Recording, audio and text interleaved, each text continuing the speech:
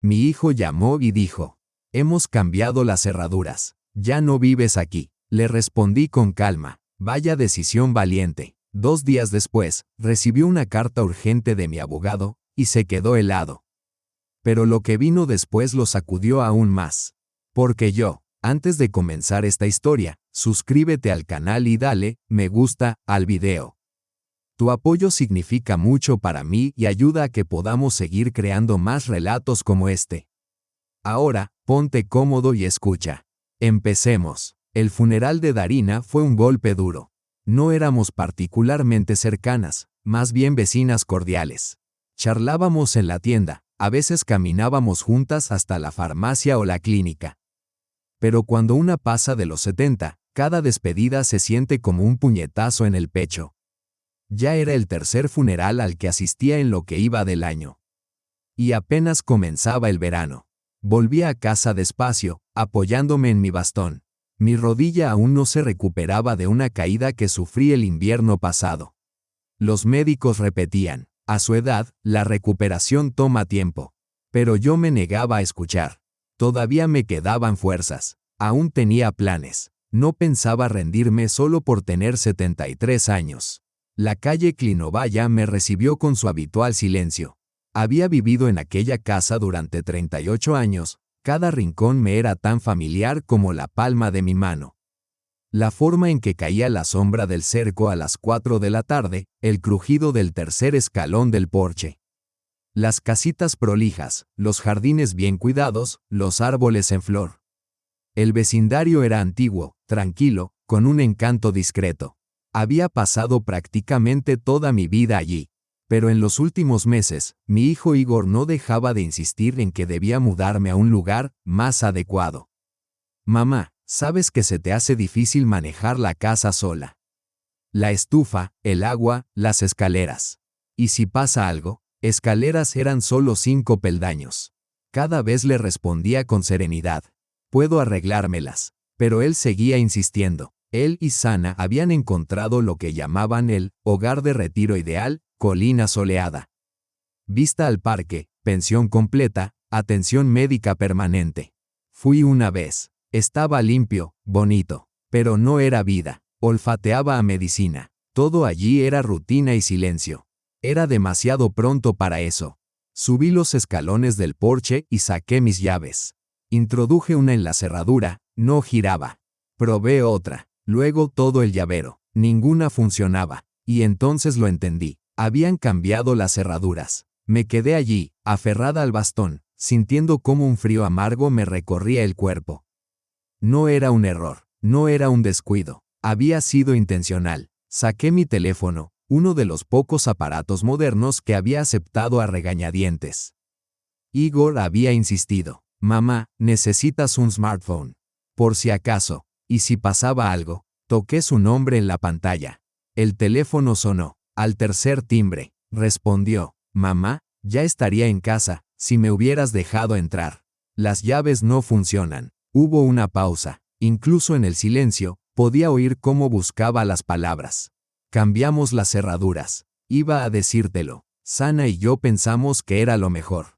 Tú misma has dicho que moverte por la casa es difícil. Mi casa es de una sola planta, Igor. Tengo 5 escalones para subir al porche. Mamá, ayer dejaste la estufa encendida. Solo me ausenté un minuto. Luego sonó el teléfono. Y cuando volví, bueno, Sana entró, como siempre, sin tocar la puerta, y vio todo. Silencio. Te preparamos una habitación aquí en casa. Y hemos gestionado una plaza en colina soleada. Justo se liberó una habitación con balcón. Guardé silencio. Y entonces pregunté con voz serena: ¿así que ya no vivo aquí? Mamá, no digas eso. Solo intentamos cuidar de ti. Se te olvidan las pastillas, dejas el grifo abierto. ¡Qué considerados!, le interrumpí. Mientras yo estaba en un funeral. Cambiasteis la cerradura. Y comenzasteis a empacar mis cosas. Sana solo está guardando lo esencial. Mamá, puedo ir a buscarte, o si prefieres, va Sana. No hace falta. Ya encontraré dónde pasar la noche. Mañana hablaremos. Con los documentos sobre la mesa. Mamá, no lo entiendes. Colgué. Inhalar. Exhalar. ni un vecino a la vista. Gracias a Dios, al menos no me habían humillado delante de nadie. Aunque, siendo sincera, no me tomó del todo por sorpresa. Hacía tiempo que todo apuntaba en esta dirección. Igor mencionaba cada vez con más frecuencia la residencia de ancianos. Sana había empezado a venir sin avisar, comprobando si me tomaba la medicación, si había apagado las luces. Y mis nietos, Kirill y Tania, mostraban una curiosidad inquietante. Abuela, ¿qué pasará con la casa cuando ya no estés? No soy ingenua. Notaba cómo Sana examinaba mis vajillas. Cómo Igor evaluaba automáticamente el valor de los muebles. Una vez oí a Kirill al teléfono diciendo: la casa de la abuela es una mina de oro. Esa zona no deja de subir de valor. Saqué el móvil y marqué otro número. Hola, Vera, habla Lidia Petrovna. ¿Te acuerdas de mí? Te daba clases de matemáticas en la escuela. Claro que me acuerdo. Usted me hacía resolver ecuaciones los domingos. Pues ahora que eres abogada, tal vez necesite tu ayuda. Lo antes posible. 20 minutos después, un taxi se detuvo frente a mí. Me volví a mirar la casa, las ventanas, el porche, el parterre lleno de lirios. Seguía allí como siempre, serena, silenciosa, mía. Solo que ahora, me estaba cerrada. Pero esto no es el final. Es el principio. Si mi hijo cree que ya no soy capaz de defenderme, está profundamente equivocado. Soy Lidia Petrovna. Enseñé matemáticas durante 35 años. Y si hay algo que aprendí en la vida, es a encontrar el sistema. Y si alguien ha decidido jugar conmigo, claramente no sabe con quién se ha metido. El taxi me dejó frente a un centro de negocios en pleno corazón de Penza, un edificio alto, de vidrio, con seguridad en la entrada, suelos de mármol pulido y ascensores brillantes. La oficina de Vera Beliova estaba en el 8º piso. Una discreta placa en la puerta rezaba: Beliova. Sencillo, pero cálido. Vera me recibió con calidez. Tendría ya cerca de 40 años, cabello corto, movimientos seguros, voz tranquila y pausada. Pero yo aún veía a la niña de trenzas que, en 9º grado, resolvía los problemas más difíciles más rápido que nadie. Lidia Petrovna, dijo, negando con la cabeza mientras cerraba el cuaderno donde había tomado nota de mi historia. Lo que hizo su hijo no es solo inmoral, es ilegal. Prácticamente se apropió de su propiedad en su ausencia. No quiero llevar a Igor ante un juez, respondí, cansada. Sigue siendo mi hijo. Entonces buscaremos otra vía, asintió Vera. Pero primero, revisemos los documentos. ¿A nombre de quién está la casa legalmente? Le entregué la carpeta que había estado recopilando durante más de 6 meses. Desde que noté cuánto se interesaba Igor por mis cuentas, comencé a reunirlo todo en un solo lugar: el contrato de compraventa, los pagos de la hipoteca, extractos bancarios. Incluso mi testamento. Vera lo ojeó con acento agudo en silencio. La casa es enteramente suya. La hipoteca está saldada. No existen cargas ni gravámenes. Usted es la única propietaria legal. Él no tiene derecho ni siquiera sobre 1 metro cuadrado. Perfecto, asentí. Ahora redactemos una carta. Quiero que comprenda la gravedad de todo esto. Lo haremos, respondió Vera. Pero antes, ¿dónde va a quedarse estos días? Alquilaré algo, contesté, o buscaré un hotel. Ni pensarlo, dijo con firmeza, negando con la cabeza. Tengo una habitación libre. Quédese conmigo el tiempo que necesite. Y sin objeciones. Es lo mínimo que puedo hacer. Abrí la boca para protestar, pero ella me hizo callar con un solo gesto. Usted fue la primera adulta que creyó en mí. Me dijo que incluso la hija de un fontanero podía llegar a ser abogada. Gracias a usted, no me rendí. Y ahora, me toca a mí ayudarla. Y cedí. Esa misma noche fuimos a su apartamento, un lugar cálido, lleno de luz. Con ventanas panorámicas. En las estanterías, libros de derecho. En las paredes, fotos de su infancia, de su graduación. En la habitación de invitados, una cama perfectamente hecha, una manta suave y un jarrón con margaritas. Aquello me conmovió profundamente. Sobre la mesilla coloqué el único objeto personal que había llevado conmigo. Una fotografía enmarcada en plata. Lioña, mi difunto esposo, y yo. Estamos frente a la casa, justo después de recibir las llaves. Reímos, jóvenes, despeinados, radiantes de felicidad. Me senté en la cama, contemplando la imagen. Había pasado tanto tiempo desde entonces. Cuando Lioña enfermó, Igor tenía apenas 8 años. Me quedé sola. Seguí trabajando en la escuela, asumí empleos extra, dirigí clubes escolares, pagué la hipoteca, cubrí sus clases, sus entrenamientos, sus tutores. Por las noches corregía exámenes, y lloraba en el baño para que nadie me oyera. Pero salimos adelante. Lo di todo por él. Igor fue a la universidad, se convirtió en asesor financiero, formó su propia familia. Yo estaba orgullosa. Y ahora, me expulsa de mi propia casa. Sin previo aviso, sin el menor pudor. A la mañana siguiente, Vera y yo fuimos al banco. Solicité los extractos completos de todas mis cuentas de los últimos 5 años. El gerente, muy amable, imprimió los documentos. También firmé la revocación de poderes. Igor ya no tenía ningún derecho sobre mis fondos. Luego visitamos otro banco, donde conservaba una caja de seguridad. Dentro estaban los documentos originales, mi testamento, y una grabadora de voz. Una sencilla, del tamaño de una cajetilla de cigarrillos. Durante los últimos 3 años, había grabado cada conversación importante con mi hijo y su familia. No por rencor, sino por precaución. Sabía que algo se avecinaba. Tomé todo lo esencial, el resto eran solo cosas. De vuelta en la oficina, Vera extendió los documentos sobre la mesa. Es un caso sólido, dijo. Extractos bancarios, documentos oficiales, estados de cuenta, grabaciones de audio. Tenemos una posición muy fuerte. No quiero arruinarle la vida, susurré. Pero tiene derecho a proteger la suya, respondió con serenidad. Así que redactamos la carta. Serena, jurídicamente impecable, pero implacable en su contenido. Incluía todo: el cambio ilegal de cerraduras, el intento de desalojo forzoso, el uso indebido de poderes financieros para retirar fondos. Y al final, una exigencia: la restitución inmediata del acceso a mi hogar. Le pedí que añadiera una sección sobre el daño emocional. Que supieran que esto no era una simple discusión familiar. Era algo serio. Enviamos la carta no solo a su domicilio, sino también a su oficina. Que sus colegas leyeran sobre el hijo ejemplar con el que comparten escritorio. Esa noche, Vera y yo alzamos nuestras copas de vino. Por la justicia, dijo ella. Por las lecciones de la vida, respondí yo. A la mañana siguiente, Vera fue a trabajar y yo me quedé sola en su apartamento, con una taza de té junto a la ventana. Abajo, un parque, niños jugando, madres jóvenes conversando en los bancos, personas mayores caminando lentamente con bastones. La vida seguía su curso, todos inmersos en sus rutinas cotidianas, mientras yo parecía atrapada en un torbellino. Ayer, había una casa. Silencio, orden. Hoy, conflicto. Y, sin embargo, no me sentía impotente.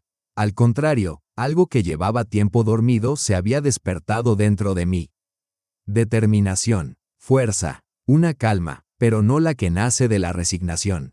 Sumisión. Yo había sido exactamente eso, serena, calculadora, firme en medio del caos. Así fue como crié a Igor, sola, tras la muerte de Lioña. Y si debo recuperar esa misma entereza, lo haré. No soy una anciana frágil que se puede encerrar en una residencia. Mientras tanto, la carta fue entregada, tal como lo habíamos planeado. Un mensajero entregó una copia directamente en la oficina de Igor. Con acuse de recibo, la otra fue enviada a su domicilio. Me lo imaginé leyendo esas líneas. Desalojo ilegal, retiro fraudulento de fondos, posible apertura de un proceso penal. Visualicé su rostro, palideciendo, torciéndose de angustia. Esa tarde, Vera me llamó. Su secretaria dijo que pidió el día libre. Por asuntos familiares. Así que había leído la carta. ¿Qué piense? Dije simplemente. Tengo todo lo que necesito. Lo demás, no importa. Técnicamente, podría haber llamado a la policía, entró en la casa sin autorización. Probablemente, en ese mismo momento, estaría revisando mis cajones. Pero negué con la cabeza. No, sigue siendo mi hijo. Que sea él quien enfrente lo que ha hecho. Pasaron 2 días. El tercero, sonó el teléfono. Era el número de Igor. No contesté. Luego vino otra llamada. Silencio, otra vez. Después, un mensaje. Mamá, hablemos. No por teléfono, en persona. Vera y yo elegimos el lugar de encuentro. Yushni Better, mi café favorito. Un sitio pequeño, acogedor. Solía celebrar allí el fin del curso escolar con mis colegas. Llevaba a Igor por pasteles cuando era niño. Ahora, ese lugar se convertiría en un campo de batalla. Los pensamientos giraban sin cesar mientras caminábamos hacia el café. Ella, impecable en un traje color crema, segura de sí misma. Yo, con un bastón nuevo y la espalda recta. En el interior, en una mesa del fondo, Igor ya estaba sentado, jugueteando nerviosamente con una taza de café. Francamente, tenía un aspecto deplorable. La camisa arrugada, ojeras profundas, la barba descuidada. Nos acercamos. Se puso de pie. Mamá, yo. Comenzó, extendiendo los brazos para abrazarme. Me hice a un lado. Evitemos el teatro. Siéntate. Saqué de mi bolso una grabadora de voz y la coloqué sobre la mesa.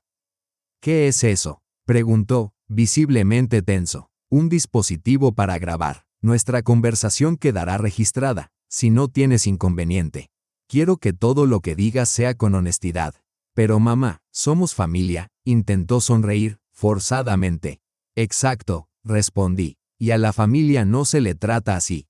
La camarera trajo servilletas y té. Hicimos nuestros pedidos. Agua para Vera, café para Igor, té para mí. Luego, el silencio. Mamá, sé cómo se ve todo esto, pero no quise hacerte daño.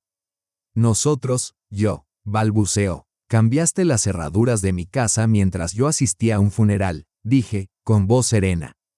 Eso no es cuidado, es traición. Bajó la mirada. Pensaba explicártelo todo. De verdad que sí. ¿Y el dinero que retiraste de mi cuenta el año pasado? ¿También pensabas explicarlo? Levantó la vista bruscamente. ¿Cómo lo supiste? Saqué un estado de cuenta impreso de mi bolso. Soy profesora de matemáticas, Igor. Sé contar. Durante 5 años fuiste retirando pequeñas sumas, convencido de que no me daría cuenta. Pero yo solo estaba esperando a que vinieras y dijeras, mamá, necesito ayuda. Pero nunca lo hiciste. Simplemente, robaste. Eso no es robar, murmuró. Iba a devolverlo. Querías. Pero no lo hiciste. Clavó la vista en la mesa. Silencio. Su rostro se había tornado pálido. Continué. Planeabas vender mi casa, internarme en un hogar de cuidados, y usar el resto para pagar tus deudas. Mamá, debo $200,000. Invertí en un proyecto de criptomonedas. Salió mal. No quería tocar el dinero de los clientes. Me estremecí. ¿Clientes? Se quedó paralizado, acababa de decir demasiado. Era solo algo temporal, tartamudeó. Pensaba reponer todo, antes de la auditoría, con intereses. Por primera vez, intervino Vera. ¿Comprendes que lo que has hecho constituye un delito penal? Él bajó la cabeza. Sí, entonces escucha con atención, dije. Hemos diseñado un plan. No para castigarte, sino para darte una salida. Vera sacó un conjunto de documentos. Todo estaba expuesto con claridad. Vender su participación en la empresa. Vender el coche. Reducir al mínimo los gastos personales. Eso sería suficiente para cubrir la deuda. Miró los documentos como si estuvieran escritos en un idioma desconocido. ¿Quieres que venda todo lo que he construido en los últimos 15 años? Preguntó. No, respondí con serenidad. Te estamos ofreciendo una forma de evitar la cárcel. Exhaló lentamente. Necesito tiempo para pensarlo. Tienes 3 días, dijo Vera. Y una cosa más, añadí. Devuélveme las llaves. Ahora. Sin decir palabra, sacó el llavero del bolsillo y lo dejó sobre la mesa. Lo tomé, pero no lo guardé. Me incliné hacia él. Recuerda, esta casa no es una herencia de tu padre. Es mía. La compré con el dinero que obtuve al vender el apartamento de mis padres. La pagué completamente yo. Trabajé de noche. Pagué la hipoteca. Te eduqué con acento agudo. Te alimenté. Te vestí. Y no voy a permitir que me trates como una carga. Guardó silencio durante un largo rato. Luego, en voz baja. Lo siento, mamá, no me daba cuenta. Quiero decir, realmente no lo comprendía. Puse mi mano sobre la suya. No lo digas por mí. Dilo por ti. Pide perdón y repara el daño. Asintió, luego se levantó y se fue. Las llaves quedaron sobre la mesa. Vera y yo permanecimos allí un poco más. Ella terminó su vaso de agua. Mi té se había enfriado, pero aún me parecía cálido. Dentro de mí no había triunfo, solo cansancio. Y una paz callada. No gritó, no mintió, no amenazó. Escuchó, por primera vez en años. Fuiste fuerte, dijo Vera en voz baja. Solo dije la verdad, respondí con un encogimiento de hombros. A veces, hay que decirla en voz alta. O todos seguirán fingiendo que no existe. Regresamos a casa caminando. El día estaba despejado. El aire olía a flores de tilo. Casi era verano. No recordaba la última vez que me sentí tan libre, tan ligera. Al día siguiente, Vera y yo regresamos a mi casa. Me entregó un nuevo juego de llaves. Habíamos cambiado la cerradura. Por si acaso, me detuve en el porche como una invitada, pero ahora tenía acceso. Introduje la llave, un clic, y la puerta se abrió. Lo primero que sentí fue una extraña sensación de vacío. La casa parecía distinta. Todo estaba aparentemente en su lugar, el aparador, el reloj, el sillón, pero algo no cuadraba. Algunos cajones mal cerrados, pilas de libros desordenadas, la alfombra de la sala levemente desplazada. Sí, Igor claramente había estado buscando algo, documentos, tal vez archivos, pero no los encontró. Recorrí las habitaciones con lentitud, deteniéndome frente a las estanterías, enderezando libros, alisando cortinas. En el dormitorio, abrí una pequeña caja de joyas. El anillo de bodas de Leonid seguía allí. Así que no todo de Igor estaba perdido, todavía quedaba algo humano en él. Durante la primera semana, devolví la casa al orden, tiré periódicos viejos, reorganicé libros. Fregué el suelo, como si intentara borrar la presencia de alguien más. Se sentía como una reivindicación, como si estuviera reclamando mi lugar como legítima propietaria. Y durante todo ese tiempo, silencio. Ni llamadas, ni mensajes. Al octavo día, sonó el timbre. Abrí la puerta y allí estaba Kirill, mi nieto, de pie en el umbral, nervioso, con un ramo de flores silvestres en la mano. «Hola, abuela, ¿puedo pasar?», asentí en silencio y me hice a un lado. Nos sentamos en la cocina. Coloqué las flores en un jarrón y puse la tetera a hervir. Él permanecía callado, jugueteando nerviosamente con una servilleta entre las manos. «¿Cómo estás?», preguntó, una vez sentados. «Estoy bien. ¿Y tú?». «No muy bien. Las cosas en casa no marchan», dudó. «Mamá y papá discuten todo el tiempo. Tania apenas pasa por casa, suele quedarse a dormir con una amiga». «¿Y yo?». Se quedó callado. «¿Quieres decirme algo, Kirill?». «Sí, yo echo de menos cuando éramos una familia de verdad. Cuando veníamos los domingos a tu casa. Tú horneabas una tarta, papá bromeaba, mamá sonreía. Todo se sentía auténtico. Sentí un nudo doloroso en el pecho. Era cierto, esto no se desmoronó de un día para otro. Se había ido deshilando lentamente, a lo largo de los años.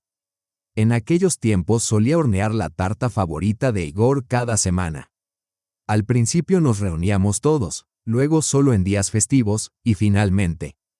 No había llamadas a menos que hubiera un motivo. «Sabes, Kirill», dije en voz baja, «a veces el pasado no se puede recuperar. Pero aún podemos construir algo nuevo, si lo elegimos». Asintió. «¿Podemos volver a venir los domingos? Solo para almorzar juntos. ¿Podemos empezar este domingo?». «Sí», respondí, asintiendo. «Yo vendré. Trataré de convencer a Tania también. Y de invitar a mis padres.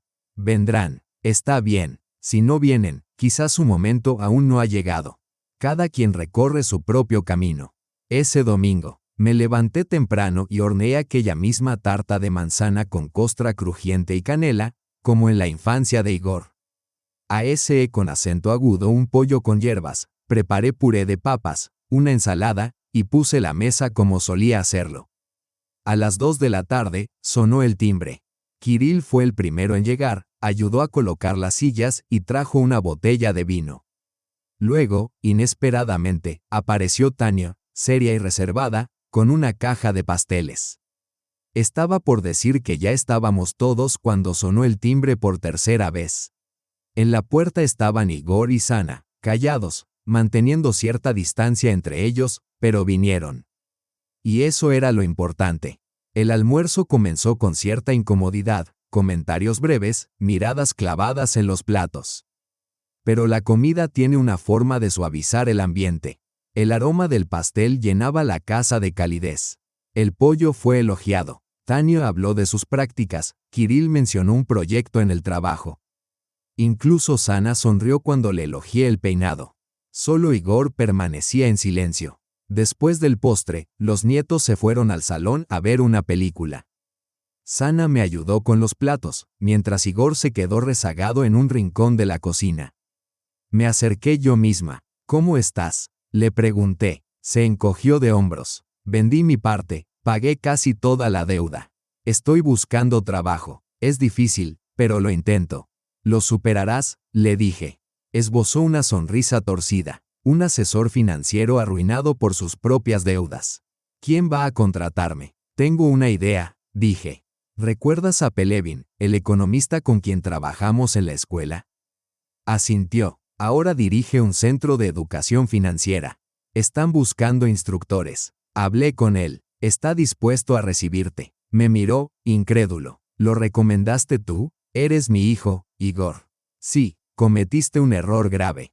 Pero eso no significa que no merezcas una nueva oportunidad. Asintió, y por primera vez en mucho tiempo, vi algo genuino en su expresión. Gratitud. Gracias, mamá. Puse una mano sobre su hombro. Esta vez, hazlo bien. De verdad, han pasado 2 meses desde aquel almuerzo de domingo. Desde entonces, nos reunimos cada semana. A veces solo vienen Kirill y Tania, otras veces también se suman Igor y Sana. No siempre es fácil, no fingimos que nada ocurrió, pero poco a poco hemos comenzado a escucharnos de verdad otra vez. Igor aceptó el puesto en el Centro de Alfabetización Financiera. El salario era modesto, muy por debajo de lo que solía ganar. No había bonificaciones, ni viajes de negocios, ni cenas lujosas. Impartía clases para jubilados, familias jóvenes y estudiantes. Al principio fue difícil, incómodo. Pero poco a poco, encontró su ritmo. Un día incluso me dijo, mamá, ¿sabes? Cuando uno explica lo que no se debe hacer con el dinero, tiene mucho más impacto que cualquier cosa que diga un libro de texto.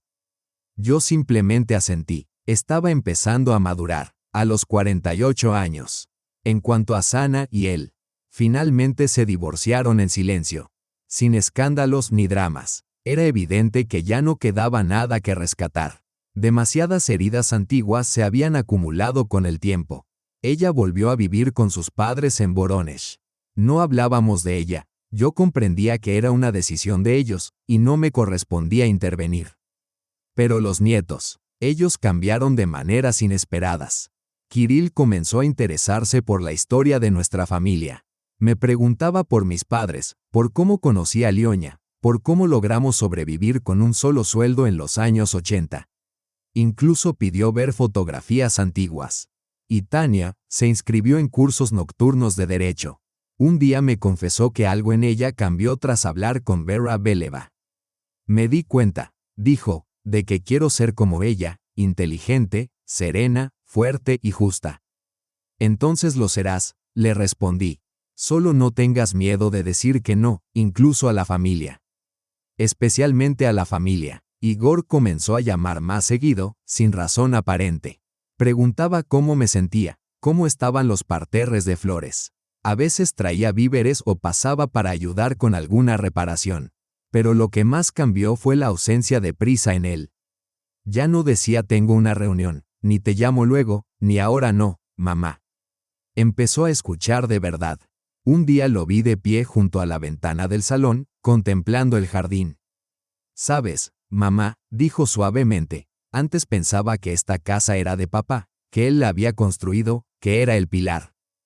Y tú solo estabas allí, a su lado. Pero ahora veo que eras tú.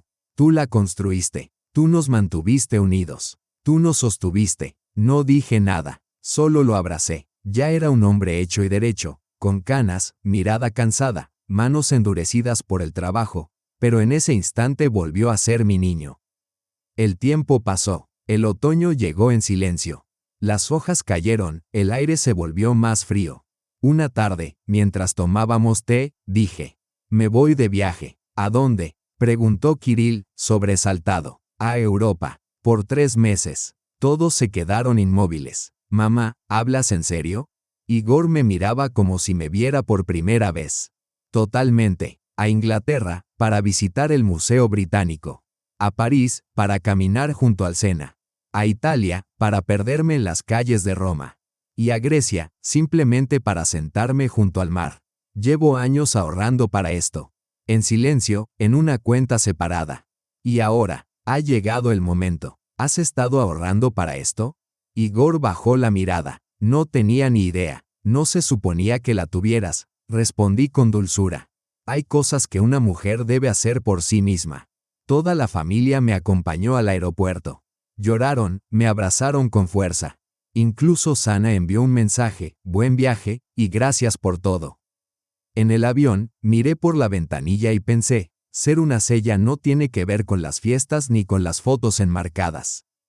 Tiene que ver con el respeto, con la honestidad, con no arrebatarle a nadie su voz, su hogar ni su derecho a elegir. Yo no luchaba por control. Luché, no por poder, sino por el derecho a ser escuchada, y fui escuchada. Jamás había viajado más allá de la región vecina, ni siquiera en mi juventud. Siempre había algo que lo impedía, falta de tiempo, de dinero, o la sensación de que simplemente no era para mí. Pero ahora, de pie en un andén de tren en Londres, con la maleta en una mano y el bastón en la otra, comprendí, todo esto es para mí. El museo, los puentes, el aroma del café hablado en otra lengua, todo me pertenece también. Solo que había pasado una vida entera postergándolo. Visité el Museo Británico y me detuve largo rato frente a antiguas reliquias. Las miré y pensé, aquí estás, Lidia Petrovna, después de toda una vida resolviendo los problemas de otros, corrigiendo sus errores. Ahora, por fin, era mi turno. En París, me senté junto al Sena, bebiendo café y observando a los turistas apresurados con mapas en mano. Y, por primera vez, no tenía prisa. En Italia, recorrí callejuelas adoquinadas, comí pasta con setas porcini y guardé silencio. Me escuché a mí misma. Sin ansiedad ni obligaciones. En Grecia, me tumbé en la playa, bajo el rumor de las olas, y escribí en un cuaderno pequeño los nombres de ciudades que aún anhelaba visitar. Cada domingo, llamaba a casa. Kirill me contaba cómo preparaba borscht usando mi receta. Tania me pedía consejos sobre sus tareas universitarias. Igor quería saber dónde estaba y cómo me desplazaba. Incluso Sana envió una postal, resultaste ser más fuerte que todos nosotros juntos. Siento no haberlo visto antes. Y le creí cada palabra, porque algo había cambiado de verdad. No por fuera, sino por dentro. Ya nadie me veía como débil, cómoda o callada. Había recuperado mi voz, y nadie más hablaría en mi nombre. Cuando regresé, me esperaron en el aeropuerto con flores, carteles hechos a mano de bienvenida a casa, abrazos, y, curiosamente, un baño renovado. Sorpresa, dijo Kirill, todos colaboramos. Llevabas años diciendo que querías cambiar los azulejos, añadió Tania, pero siempre lo posponías. Entré y lloré, no por los azulejos, sino porque me habían escuchado. Ahora, hay un globo terráqueo nuevo sobre mi mesita de noche, y al lado, un cuaderno donde anoto los países que quiero visitar después. Y en la mesa junto a mi cama, una foto mía con una bufanda, frente a la Torre Eiffel, con una nota escrita a mano debajo, nunca es tarde. Jamás es tarde, solo deja de esperar la aprobación de los demás. El pasado no ha desaparecido, ni debería. Es parte de mí, pero ya no me define ni me gobierna. No soy solo madre, ni solo abuela, ni solo maestra. Soy una mujer con derecho a soñar. Incluso a los 70, especialmente a los 70, Después de volver a casa, me sentí distinta, no más joven, no. Pero sí más entera, como si, por fin, hubiera regresado a mí misma. Recogí todos los pedazos dispersos de mi ser, las partes que entregué durante años a mis alumnos, a mi hijo, a mi esposo y a mis nietos. Ahora, eran míos de nuevo. No era menos que todos los roles que alguna vez desempeñé. La casa volvió a sentirse como hogar, no solo un lugar donde vivir, sino mi propio espacio. Ya no despertaba con una alarma, sino con la suave caricia del sol deslizándose por la pared. Horneaba pasteles, leía libros y escuchaba el silencio. Mi interés por las cosas que antes dejé en pausa volvió: tejer, escribir en mi diario, enviar a Kirill y Tania selecciones de mis libros favoritos. Comenzaron a llegar visitas, no por compromiso, ni en ocasiones especiales, sino porque realmente querían estar. Mi vecina Valia pasaba por té y una charla. Mi excompañera Galina llamó: «¿Has vuelto? Encontrémonos». Un día, incluso apareció una exalumna, ahora una mujer adulta. Vera le había dado mi número. Una chica del lejano 2001, hoy madre de 3 hijos. Una vez me dijo que yo era inteligente, dijo. Fue la primera vez que lo creí. Sus palabras me conmovieron. Y la familia, bueno, la familia siguió evolucionando. Era como si se hubiese levantado un velo, y por primera vez, nos viéramos todos con claridad. Sin filtros. Sana llamó desde Voronezh. Hice muchas cosas mal entonces. Temía que tu casa fuera para siempre, y que yo siempre sería una extraña en ella. Podrías haber hablado conmigo, respondí con dulzura. Podía haberlo hecho, dijo, pero no sabía cómo. Gracias por admitirlo, fue lo único que dije. Ya no se trataba de culpas. Era comprensión. Igor me invitó a una de sus clases. Iba a dar una charla sobre finanzas personales para jubilados y me pidió que fuera como oyente. Me senté en la primera fila. Habló con seguridad, sin notas. Y entonces, a mitad de frase, dijo: «Todo lo que sé, lo aprendí de mi madre. Ella no es economista, pero me enseñó a vivir, y a no rendirme jamás». Estuve a punto de llorar. Solo asentí. Al finalizar la clase, una mujer con pañuelo en la cabeza se nos acercó. «¿Es usted su madre?», preguntó. «Gracias, ambos. Hoy cambiaron mi vida». Los almuerzos de domingo se convirtieron en tradición. Nada ostentoso, solo buena comida hecha con amor y conversaciones sin máscaras. Un día, Tania trajo una solicitud. «Voy a postularme para un máster. Derecho. Vera Kiliova ha aceptado ser mi tutora». Kirill empezó a hablar sobre contratar una hipoteca, pero solo cuando sintió la seguridad de poder afrontarla. Vino a mí en busca de orientación, con un deseo genuino de comprender. Y entonces lo vi con claridad: no solo habían madurado, también habían adquirido conciencia. Una tarde tranquila, estaba sentada en el porche, envuelta en un chal, bebiendo té y observando cómo el atardecer se deslizaba sobre el viejo arce junto al portón. Igor salió y se sentó a mi lado. «Mamá», dijo en voz baja, «cometí muchos errores. Perdí mucho, pero hay cosas que logré conservar». «¿Qué cosas?», pregunté. «A mí mismo», respondió. «Y la oportunidad de enmendar lo que hice mal. Reconstruí todo desde los cimientos». Se sentó junto a mí. Permanecimos en silencio un buen rato. Entonces, de pronto, dijo: «Me alegra que no lograras abrir la puerta aquel día».